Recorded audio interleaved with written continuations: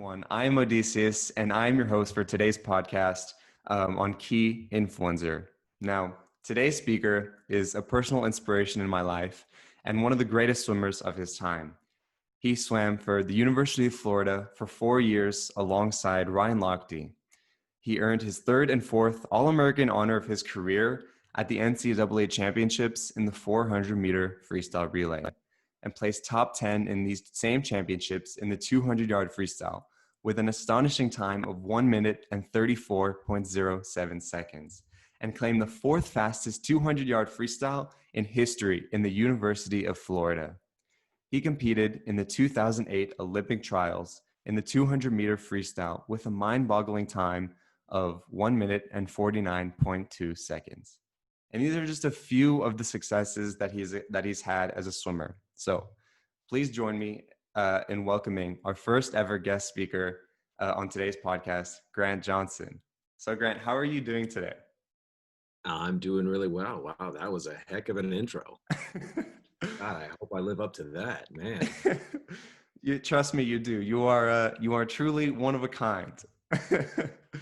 All right, so I just want to get right into the questions. So this Sure. is my first. This is the first start. So, anyways, I think it's safe to assume that swimming is obviously a big part of your life, right? And it still is today. Yeah. So, Absolutely, yeah. sorry. Yeah. So, how did you get into the sport, though? I have an older brother, 2 years older than me, and around 1996 or 95, he started on the club team local to us, the Clearwater Aquatic team. And my parents, we all just decided to, since it was a huge rec center, they signed me up for Taekwondo lessons there at the same time. And I think it was a matter of the timing and practice was different, and they had to keep going back and forth within a short amount of time from the house to the long center, rec center, and that's what's called the long center. And then I decided to follow Garrett's footstep, my older brother Garrett, and I just started around 96 and just never stopped. It was one of those things where you just started doing it, and Garrett didn't last long. He trained through high school, about halfway through high school, and then he quit the team. He decided to move on, but by that point, I was just in it. It's just what I knew, so I just kept going. So, how did you know that this was the sport for you? I didn't really. I enjoyed it. There was a pride to me in the level of effort I was putting into it. There was a level of pride to the dedication of time I was giving it. And I was hit early on by the bug, the Olympic bug. I was lucky enough to have been exposed to swim meets in Florida, where I grew up. You have a lot of Olympians that live around. You got the race club in the Keys. In Orlando, you've got some people that train really hard. And of course, you have Gainesville. So local swim meets, even if you're at a low level, suddenly you see guys who are way faster than you ever thought. And I don't know, just surrounding myself by it, it became that thing that I looked up to. So, competing or swimming with these very elite athletes, it forced you or encouraged you to be faster yourself, or was it just your love for the sport? It was the love of the sport. I knew that I had an advantage with my height, and it just felt natural. It was as natural as walking or running, and really it was just the love of this. I think the love of the sport. And of course, when you get bitten by the 5-ring bug, and it's just kind of like when you realize the level of effort it's going to take, everybody wants to have some kind of moment of this is what I can do that not many other people can. And I was able to realize that early on. And that's what I wanted. I wanted to do something that not only was I good at, but was out of the ordinary. I mean, you don't meet many people that can reach that kind of level. Yeah. And that's one of the reasons why I love swimming myself. It's just saying that you're just at the top and just so good is wow, it's I know him. He's amazing. But yeah, so knowing that you wanted to reach the top and be the best of the best and just, be better than everyone else, what what did you do differently that other people weren't willing to do? I think it was the dedication of time. I was homeschooled from fourth grade through high school. And that was around the time when I started on the swim team, when I first started homeschooling. So I was able to dedicate more time to it because I could control my workload during the day. And when I got into heavy training of like morning practices, people practice would run from 6 to 7, but I could stay in 6 to 8. And in the evening times, I was able to get there, up to a half hour early to just be around the pool and hang out and be ready to get in early if I needed to. So the dedication of time, and I would say I always had this thought of I can work harder. If my heart is still beating, I can still work.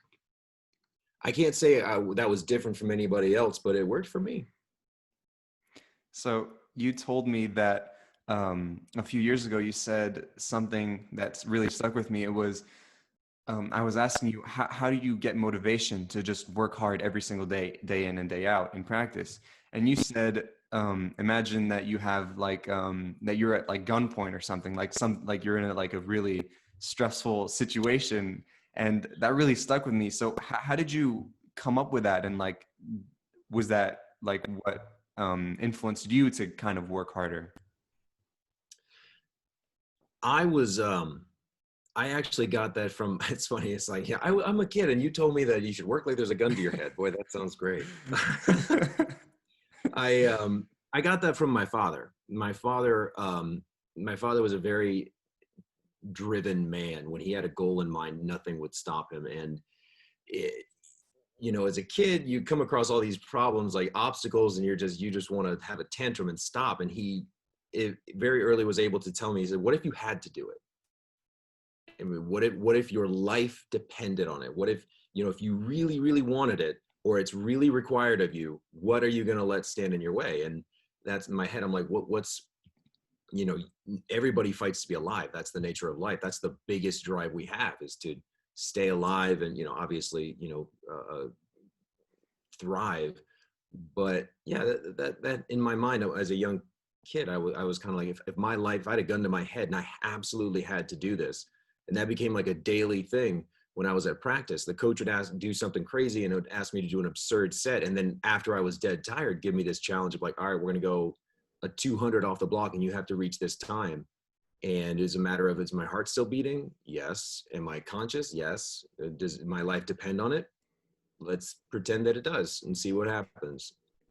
And when you do that and you come out the other end and your heart is still beating and you're still exhausted, you're still alive, you're okay, you're in an immense amount of pain, maybe you're tired, maybe you pulled something, but either way, you're still there, you still did it.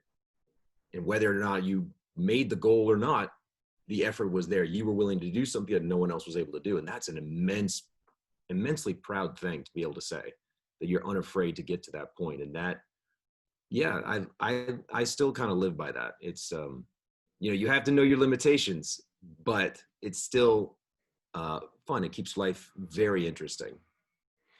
So you talked about how the physical aspect of this, obviously, just now with that race 200 and just the really hard practices. But was that the hardest um, part of your swimming journey, or was it like mental or spiritual, or what was the hardest basically aspect of swimming itself and the sport? Well, it's swimming is the hardest sport in the world, not just because of the physical demands, uh, and in addition to, you can't even breathe when you want to. Um, the hardest part is, I think, it's kind of equal, because the physical part, it's easier to recover from the physical challenges than it is the mental and emotional ones. Mentally, it is an immensely intimidating thing to undertake, especially when you're first starting out, or maybe you've had a setback, because it is the hardest sport in the world, and you're jumping into, I guess, pun intended, a pool of other people that can do exactly what you can do, and you have to set yourself apart. Um, Humans are incredibly adaptive, so when you get into the physical demands and you get used to it, that becomes easier and easier. But mentally, there are times when you become downtrodden, and you could have a series of quote unquote failures that really pull you down. That's difficult, which feeds into the emotional part of it, which makes you question, why you're doing it.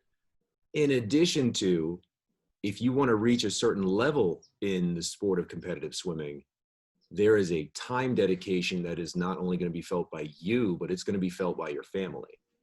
There are countless family holidays that I skipped, and that was hard.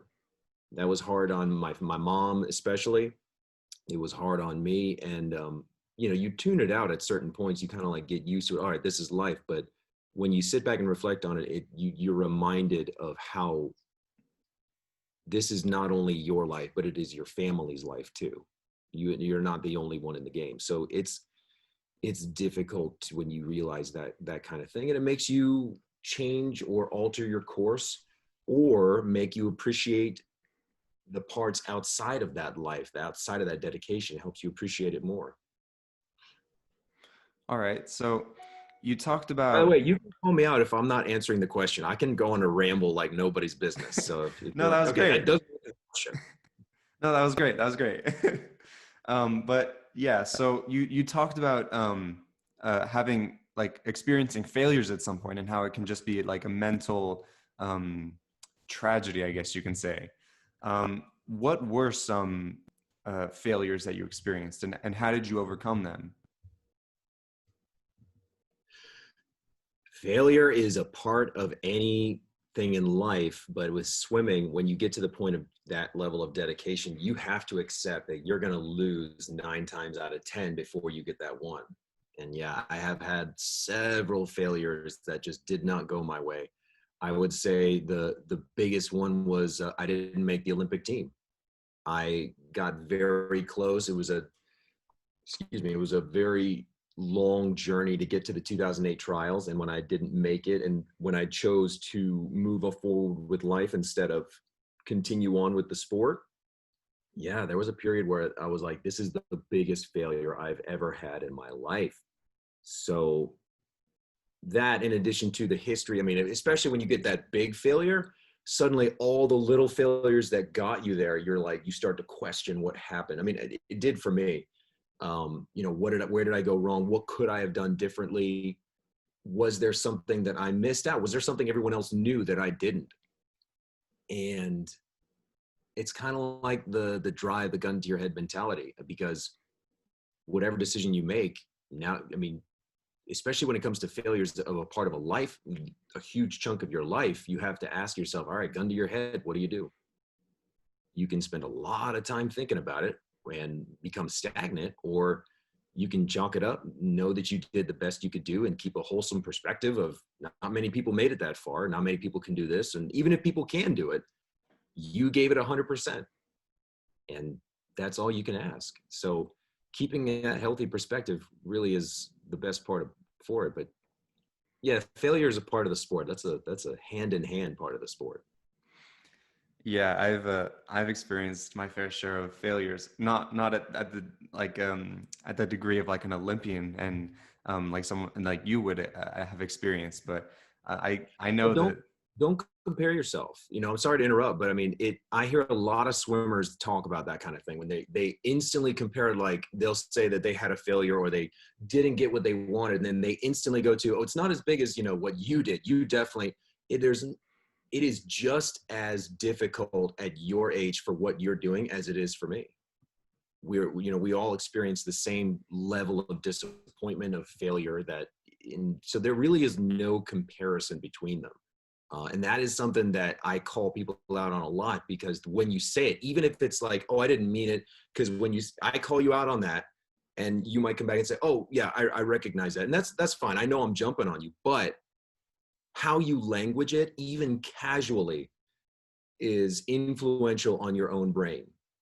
Your brain only hears certain things. So if you start casually saying that, casually comparing yourself to me or Ryan Lochte or Michael Phelps, or even the guy in the lane next to you, your brain recognizes that as a pattern. So you can't, and I'm not trying to like call you out on or anything, but it is extremely important to recognize that everybody has their struggles. It's all, we're all in this together. that was a weird way to round that up, but yes, continue, please. Sorry.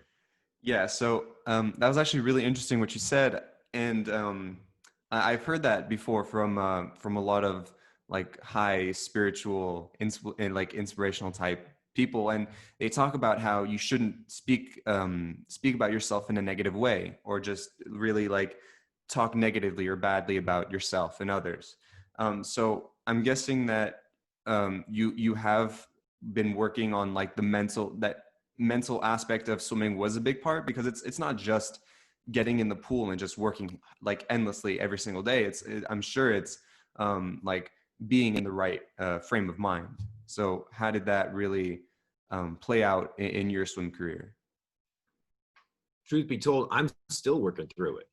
It's never a game that you finish your turn on. It is constantly there, and it changes because the failures that I felt and the things that I experienced in swimming are, it feels like the exact same thing now that I'm outside of the sport. I mean, I'm coaching, I'm still in, but there's the failures that I experience now. To me, it's like, I thought I was done with this. I was this feeling, I only had this in college after a race, or I did really bad, or I missed a practice or something. It never really goes away. And so, I mean, and that's a big struggle for me, because when I said earlier that swimming was all that I knew, that is all that I knew. I had a healthy lifestyle outside with, I had other extracurriculars, but for me, the drive was swimming. That's all that there was. That was the priority. And your priority changes. So when your priority changes, you may be doing something different, but the way you interpret it and take it in, the patterns that you set forth to attain that goal are there. You're just changing what it is that you're doing. So you're going along the same pathways. The feelings are the exact same way. So that's why it's important to have a strategy to handle them, because those failures are going to keep happening. And a healthy perspective, a worldly perspective, a bigger picture of what's going on around you is incredibly useful. It's incredibly powerful, especially when you have people in your life that care about you, because they're not going to let you go without thinking about what you've done and what's really important in life, which goals honestly aren't really it. It's, love and friendship and, keeping, I mean, that really is more thriving than any personal goal you could have.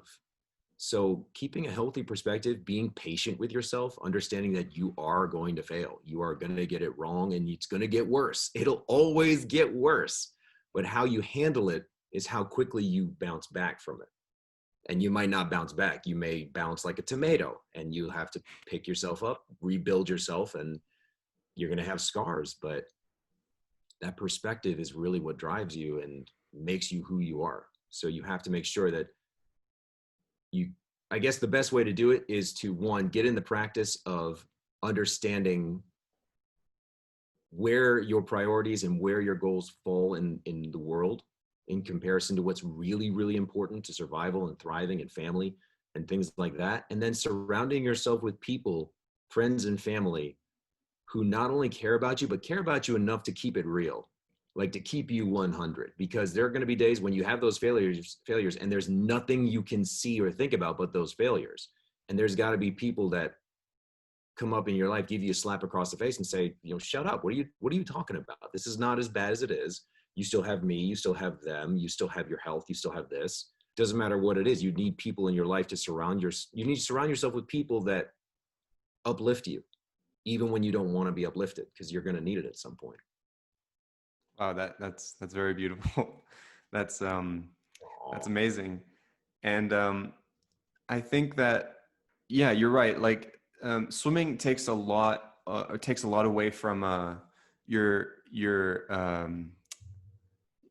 social life. So how did you kind of balance that like social life with like the heavy working load of the sport itself? Um, when you're younger, your social life is kind of set up for you. At least in America, you have school you got to go to, you have your sport, your extracurricular. There are responsibilities that your parents or your guardians set up for you that get you in the pattern. And whatever situation you're in, you end up, okay, these are my friends, or these are the people that I gravitate towards in this scenario where I have to be. And it isn't until you gain a little bit of self-awareness that you realize how much control you have over that. You can control who's in your life and who's not. And you go where your happiness happiness lay. We'll go with lay.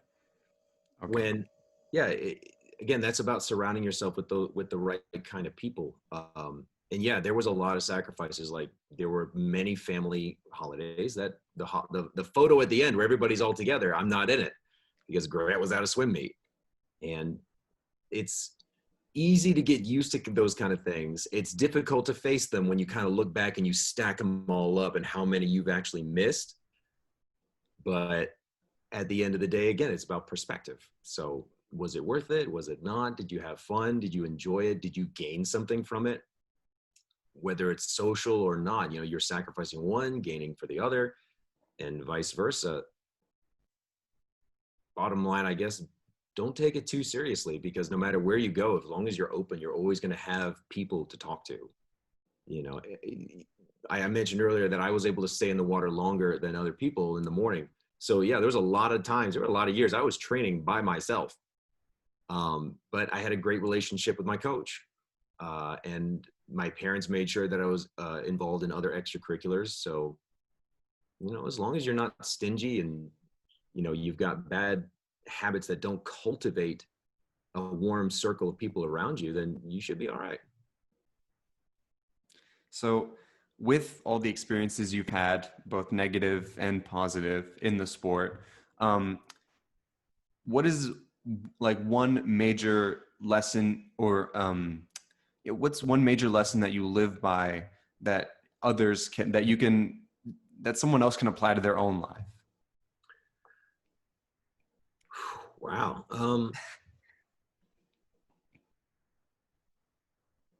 I would say it's never, oh, hang on. No, that's not good. Dang, you're asking me these deep questions so early in the morning. What can I share that other people can apply to their life? You can always work harder. And that is, for a lot of people, difficult, because that to them, that means the proletariat figure from Animal Farm, where it's I can work harder, you work yourself to death. And that's not what that means. You can work harder, not just at what it is your goals want to be, but at making yourself a healthier person. And if that means taking a day off, then that's what that means. And it's hard when you get to that point, when you're so used to working so much that there is nothing else but this, or you really want this and I can't afford to take a day off. Well, there are going to be days when you're going to need to, even when you don't want to, because you're going to have to do it. So yeah, work harder at working on yourself. Don't let anybody else's words bring you down, because it's not their life, it's yours, your interpretation of what's happening, whether something is good or bad.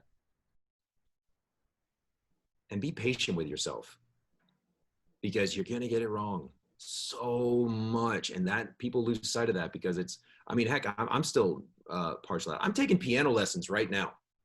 I've always wanted to learn piano, and I suck at it so badly. I just don't have like the dexterity to get it right now. And I am getting it really wrong. But that's part of it. You have to get it wrong. So keep that perspective, and it's okay to get it wrong. In fact, be gloriously wrong. Yeah. So work harder, work on yourself, keep your perspective your number one priority, not anybody else's, and be patient. Wow. That's great. I've never heard that from, I've never heard that. It's always like, try and beat the guy next to you. That's all I've like grown up to learn. But that's an amazing perspective that I've never even thought about. What's more powerful than being able to look, because, behind the block, I looked like a feral beast behind the block. I utilized my emotion, my passion to drive me. And people said I looked like an angry badger behind the block. And that's great. If you can engage that drive, that, look at the guy next to you and say, this is my race, you've entered my house. That is incredibly difficult to cultivate, that kind of confidence and that ability to back it up, or to face someone like that in such a very delicate, very intense scenario. but it's even more difficult to be able to have a healthier balance of that, to be able to turn it off and change your perspective, change your goals, change your what counts as a first down and what counts as a successful Hail Mary. You know, again, balancing the failures, because, and again, when you dedicate yourself to something that big, not only does it affect your family, your time and all that stuff, but it affects how you interpret the rest of your life. Like I said, I was really good at swimming. I suck at piano. If I was taking piano back in the day and I was just as bad, I would probably been like so critical of myself and like, oh, I'm good at this. Why can't I be good at that? I'm giving the same amount of time. And everything's different. Your level of dedication, your skill, your ability, what you're born to do, what you're adept at naturally versus your work ethic, you have to keep, again, a healthy perspective. And that is way harder. It's way harder to be patient with yourself than it is to dedicate yourself on something that intense. So, what you're saying is, instead of being critical of yourself when you fail, you have to be like understanding and loving and kind of like, just like understanding and loving of yourself rather than like being hard on yourself when you do have those failures. In the grand scheme of things, yes, you do have, because you are not perfect and there is only one Michael Phelps and you may not be the next Michael Phelps. But at the same time, you know, to get to that level, you do have to be critical of yourself. There are going to, like, if you have the right coach, there's going to be a day when you finish a race and you get a tunnel of high fives and pats on the back. Like, that was incredible. That was great. You just won a best time. You approach the coach for your post-race talk to, and he looks at you and pops your balloon and says, that was the worst thing you've ever done. Because we practiced this, you didn't do it, and you fell short by this much. And that can be incredible. Like, wait a minute, what? But all those high fives. Like, yeah, that's great, but be critical. You are going to have to face hard facts that maybe you did do something wrong, and keeping that balance. So yes, be critical of yourself, but and be patient with yourself. It's just a matter of finding your balance. Some people do better with being more critical. Some people do better with being very lenient and very understanding and patient with yourself. So just don't go overboard on one or the other.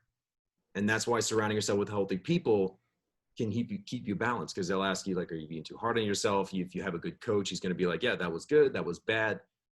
He kind of helps you guide the way, and then take that with you, because you're going to have to face those problems again. Wow. Okay. So that's amazing.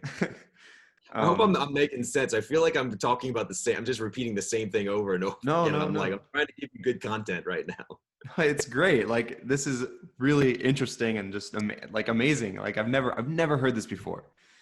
But so it's truly like one of a kind type information you're getting. But yeah, I'm loving it so far. So my last question is, what do you define as success, and how could one reach success? There is no question that is more subjective than that. I mean, when I was in college at University of Florida, the Division I college, for me, it was a dream come true, because again, swimming was my life. And for me, there was nothing better than that. And there were teammates that I had who were more interested in their schoolwork, or were more interested in one aspect of this with another aspect of that. And they, you know, when I took things a certain level of criticalness and they didn't, that was confusing. Because in my mind, I'm like, wait, this is life. How can you not do this? You know, this is very important to me. Why is it not important to you? And that's how they defined their success.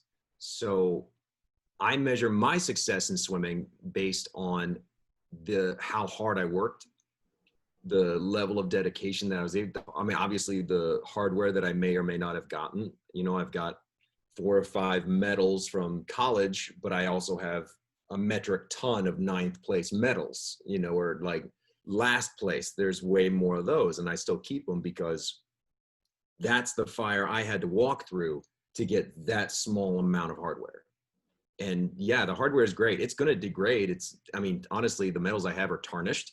The material on the strap is getting a little bit older. So the proof of that is going to be gone soon. I mean, the timing, the goal, the time standards, the records that I may or may not have set, they're going to get broken, and then you're off that scoreboard. So that tangible amount of proof that you did something is not going to last, and not everybody's going to remember what you did. And that all has a common theme, and that is it's all external. You have a medal that you can hold in your hand. You've got your name on something like that. You've got other people that remember, oh, I remember when this guy did this, it was amazing. As soon as he sees the next big race, he's not going to remember you, or he's not going to keep you in that high priority. It's like, wow, you saw that, but did you see this guy? And that's gonna, that external validation, it's all the same form of it. It's all external. So success comes from what you define it as inside.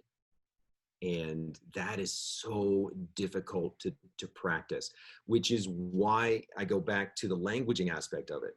It is all connected.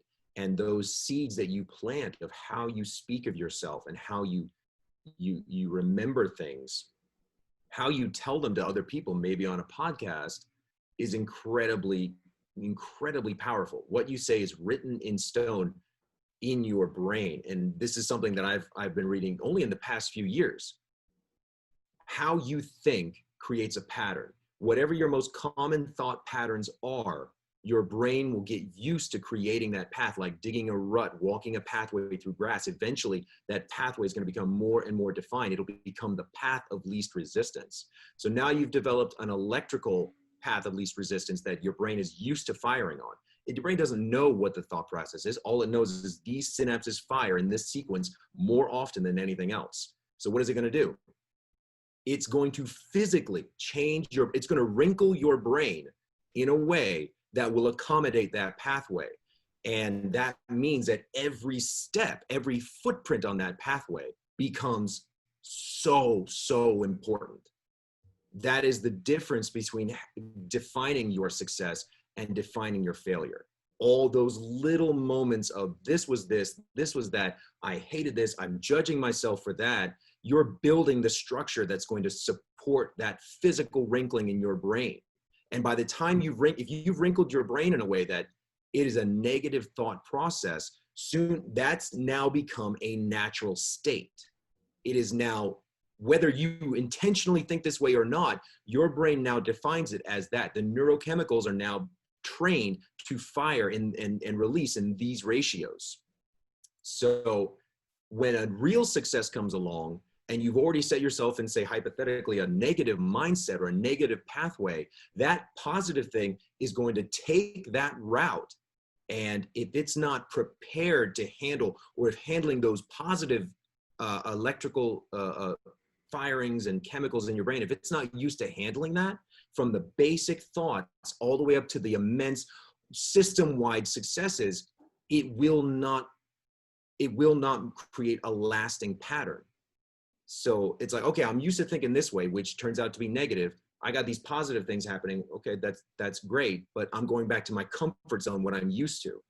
And you don't honor yourself. And that is a self-defeating cycle. So, and that goes back to the most difficult part of it, which is your mental training. You know, I actually did not question whether or not I was going to become an Olympian until the 2008 Olympic trials.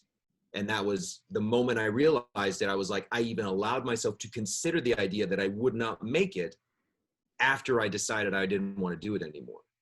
It was post-race. I was warming down and I was like, okay, I didn't do great on this race, or I could have done better.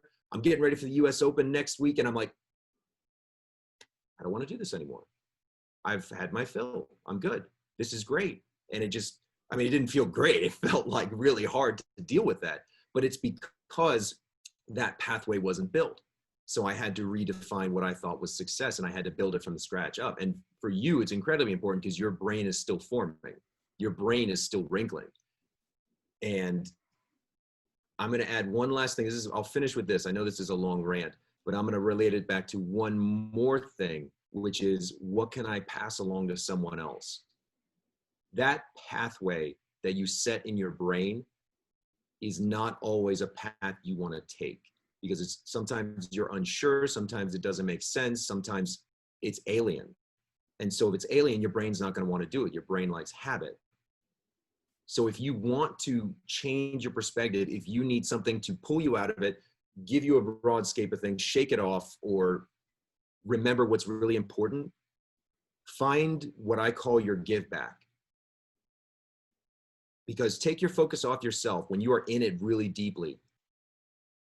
Find a percentage of your time that you dedicate, that you make time for, to give back.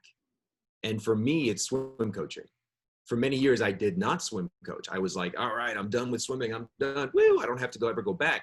And then I realized, wait a minute, not only am I good, not only do I have an immense amount of knowledge of this, but now I can pass it on and along. And there is nothing in this world, I swear to God, nothing in this world that is as fulfilling as giving back. When you get someone who values your input, who values your opinion, you know, it doesn't matter what your opinion of yourself. Maybe you have a low feeling of yourself. Maybe you have a high feeling. It doesn't matter what it is. When you start giving back and you're able to give someone tangible, practical, emotional, mental, doesn't matter what it is, something where they walk away and they're better or they feel better about themselves, regardless of age, there's nothing like that in the world. Nothing like that. So regardless of whatever it is that I do, swim coaching is always going to be in there because there's nothing like it. And there are 6-year-olds that I coach nowadays that have no idea what I've done. They don't know what kind of history I have in swimming, and they do not care how many medals I would have around my neck. But they love that I threaten to throw them over the fence if they don't kick properly, or they love how I can make them laugh or something. Or if I've got, like you told me that I said something to you that stuck with you. That to me is incredible. Like, you don't understand the feeling you get when you do that. So that is something that people with egos and people without a healthy, balanced perspective, they're not going to see the value of that, hearing it, which is why you should at least try it. Doesn't matter what it is. Find somewhere that allows you to pass along knowledge or to better someone's life experience. And that will allow you to balance out a perspective of how you view yourself and your success. So that's I think that I'm going to rank that as like one of the top 3 things. So, you know, you work hard, keep a balanced perspective, and find your give back. That will help you so much more than just staying, you know, tunnel vision on one thing on yourself. Wow. That was That was a ramble. that was an amazing answer to that question.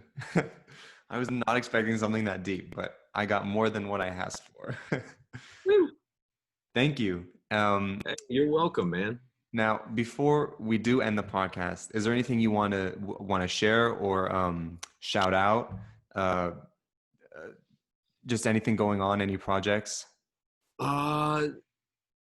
No, I've been meaning to tell you, you've had a booger like right here, like the whole time. No, I'm sorry, man. I couldn't help it. No, man. I love that we did this. I feel very honored that you chose me to interview. That is an incredible feeling that, you know, that's something you have given me. That's something that I'm going to take with me. If I could pin it on my wall, I would, but it's something that I can think back to now, years from now. I mean, on my deathbed, I mean, it's like, what did I do that was worthwhile? I gave someone a feeling that, you know, stuck with them and they acknowledged it. And that is, I mean, if you're egotistical, that's a form of immortality. And that's something that will last forever and ever, because what I give to you is going to be, you could pass it on to somebody else. And what you've given back to me in this is powerful, more powerful than you can realize at this point. But as you go through life, it'll gain more weight. So I'll give you a shout out to you, man. Like, I love that, because this is a form of give back. You know, like the fact that you're asking these kind of questions means you want to gather this information to give and disseminate to other people. And that's powerful, man. If you keep that mentality, no matter what you're doing, you are going to change the world. Wow. Thank you. Thank you for that. Well, thank you everyone for tuning in. I hope you loved this episode. This is Grant Johnson, and I hope you loved him. I'll see you guys in the next one.